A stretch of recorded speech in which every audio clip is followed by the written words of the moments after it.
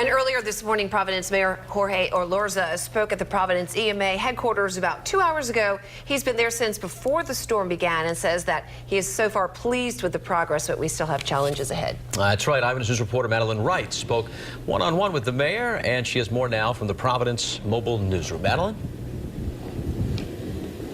Patrick, we're not out of this storm just yet, and so Providence Mayor Jorge Elorza says the travel and parking ban will remain in effect until further notice. He says anyone who travels during the ban could be charged with a misdemeanor, unless of course they're part of an excluded group like first responders and utility workers who are allowed to travel. Elorza says amazingly there were no accidents in Providence, and the public has been very cooperative in adhering to the travel ban. Conditions are hazardous out there, though. Plows are struggling to keep up with the rate of the snow. Elorza says right now there are 100 pieces of equipment out working to clear the roads. Main roads are their priority. The side roads they'll get to later. I spoke one-on-one with the mayor after his news conference this morning here at the Providence EMA. Here's what he says is one of the biggest challenges with this storm.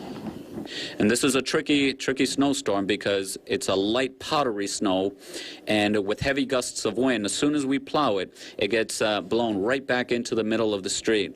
And so we have to be out there continuously to stay ahead of the storm. And that's why it's so important that all of our residents, they stay off of the streets, they don't drive, and allow the city to do its job. You know, if we continue to cooperate and work together, our residents chipping in and the city coordinating with other mayors and with the state, and I'm confident we're going to be in good shape, and we're going to get out of this together.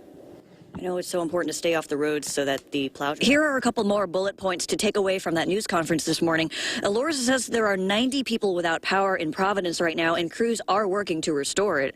He also says later today he'll make a determination whether to close schools in Providence for tomorrow.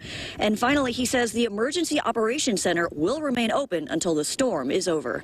Live with the Providence Mobile Newsroom, Madeline Wright, Eyewitness News.